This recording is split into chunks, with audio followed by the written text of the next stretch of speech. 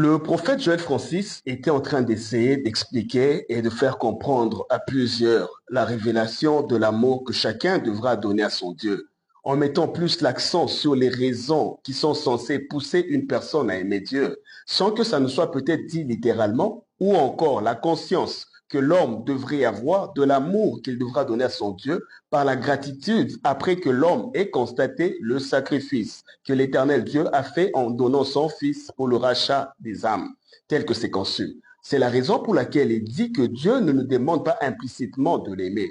Mais dans la nouvelle alliance, nous allons nous constater son amour et nous serons obligés naturellement de l'aimer. Il est en train d'essayer de dire que Dieu ne l'a pas dit, mais il a plutôt fait. C'est comme une personne qui ne te dit pas je t'aime, mais qui fait un acte, qui pose une action, qui te le dit.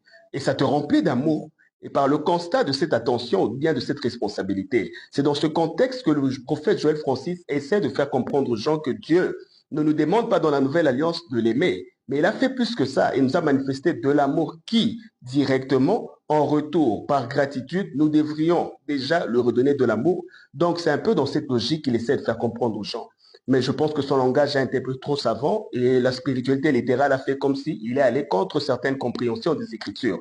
J'ai vu cette personne essayer de dire beaucoup de choses, même les versets cités pour dire autre chose ne tombent pas à point nommé en réalité. Le prophète Joël Francis est en train de parler du sacrifice de Jésus que l'Éternel Dieu a manifesté comme son amour pour nous, qui nous, par le constat de cette réalité, nous lui rendons un amour inconditionnel parce que déjà, lui, il a sacrifié pour nous le manifester. Mais la personne qui parle de Jean 14, 5 ou 21, ou encore Jacques 1, 12, parle plutôt du Seigneur Jésus qui nous exhorte à nous conduire d'une certaine manière voulue pour que nous qui avons vu, considérer sa vie et son sacrifice pour nous, nous puissions le manifester de l'amour en mettant en pratique ses recommandations et de ce fait, nous serons aussi aimés de celui qui l'a envoyé. Donc, le prophète Joël Francis parle de l'amour de Dieu, mais cette personne explique les recommandations du Seigneur Jésus, nous présentant une ligne de conduite pour lui manifester, lui, l'amour pour que le sacrifice de Dieu par la vie de Jésus soit utile et représenter l'amour qu'on doit à Jésus, qui représentera aussi la volonté du Père et de ce fait, l'amour du Père aussi pour nous et la considération de son amour. Je pense que les gens vont essayer de comprendre ça comme ça. Certaines choses sont tellement savantes que les simples ne peuvent pas toujours comprendre facilement. Tout n'est pas à la portée de tout le monde. Ça, c'est aussi une réalité.